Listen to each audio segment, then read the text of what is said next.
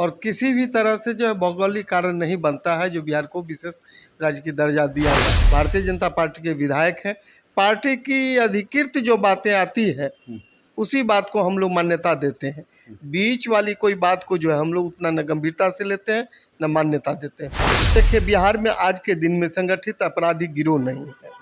जो भी आपराधिक घटना यहाँ पर जो है घट रही है उसके पीछे कहीं न कहीं व्यक्तिगत कारण है। नमस्कार, मैं मनीष और आप देख रहे हैं मीडिया दर्शन। बिहार में मॉनसून सत्र शुरू हो गई है, लेकिन आपको बता दें कि 2 दिन हो गए हैं, इसके बावजूद हंगामे का भेंट ही चढ़ रहा है। इस बीच सबसे बड़ी खबर जो आई है वो ये है कि बिहार को विशेष राज्य का दर्जा देने की बात जो की जा रही थी, मांग जो की जा रही थी, अब बिहार को विशेष राज्य का दर्जा नहीं मिलेगा। इसके बाद विपक्ष के नेता जो हैं हमलावर हो गए हैं और नीतीश कुमार से सवाल कर रहे हैं कि जो लगातार कहते थे कि विशेष राज्य का दर्जा मिलना चाहिए बिहार को, अब बिहार को विशेष राज्य का दर्जा नहीं मिलेगा तो नीतीश क्या करेंगे। लगातार सवाल कर रहे हैं, इसी मुद्दे पे बात करेंगे। हमारे साथ मौजूद हैं बीजेपी विधायक वीरेंद्र कुमार। सर, क्या कहेंगे? अब तो नीतीश जी भी मांग रहे थे, आप लोग भी जब विपक्ष में थे तो बिहार को विशेष राज्य की दर्जा की मांग कर रहे थे, अब तो आप लोग ही कह रहे हैं कि नहीं मिल सकता, क्यों?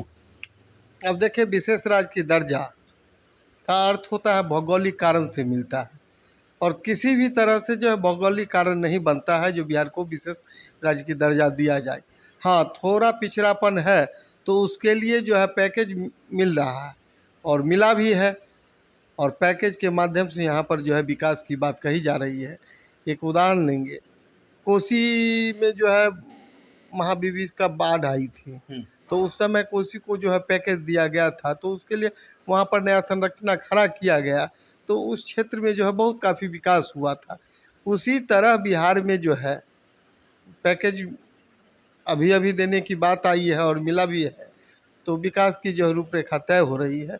विशेष राज्य का दर्जा जो है उसके लिए एक भौगोलिक कारण बनता है, उस कारण को बिहार पूरा नहीं करता है, तो विशेष राज्य की दर्जा मिलना बिहार के लिए जो है उचित नहीं है।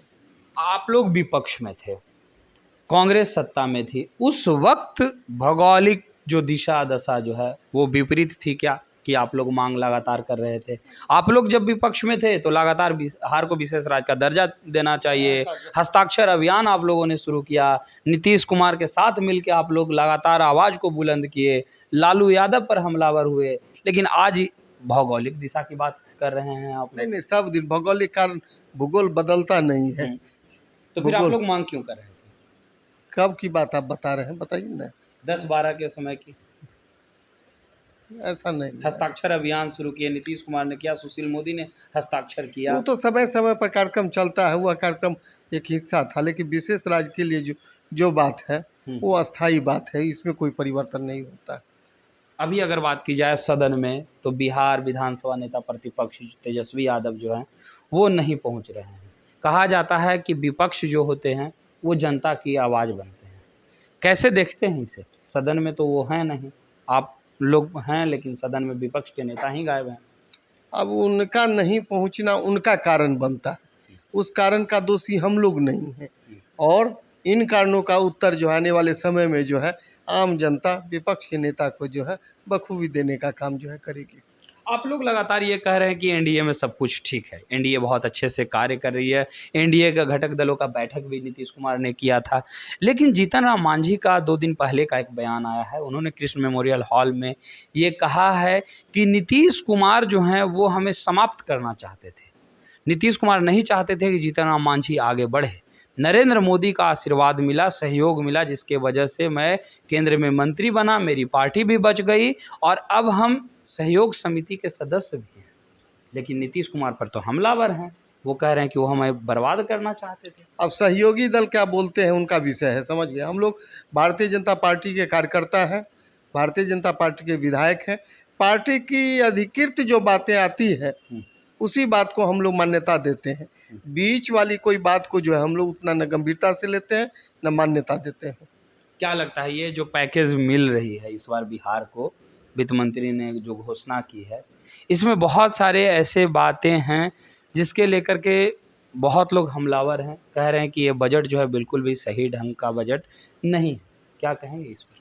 अब देखिए, उसका अभी तक हम लोग जो है आज वहाँ बजट पेश हो रहा था और हम लोग सदन में थे, उसका अध्ययन व्यक्तिगत तौर पर मैं नहीं किया हूँ। व्यक्तिगत तौर पर अध्ययन करने के बाद उसके बारे में बताऊंगा। लेकिन सुनने को जो मिल रहा है, अभी तक बिहार के इतिहास में जो है, बिहार के लिए सबसे बेहतर बजट जो है आज का बजट साबित होने जा रहा है। अपराध पर क्या कहेंगे? आप लोग के नेता कहते हैं कि जब हम सत्ता में आएंगे तो नेपाल भाग जाएंगे अपराधी, नहीं तो गया में पिंड दान कर देंगे।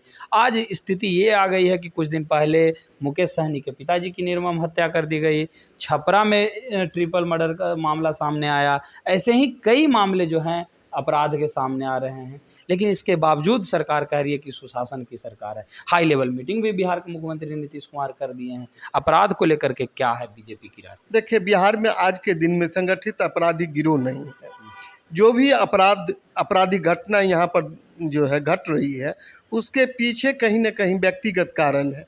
किसी का पैसा लेने देने का कारण है, किसी का ज़मीन का कारण है, किसी का कोई अन्य कारण है। इन कारणों से यहाँ पर जो है कुछ घटनाएं हो रही है।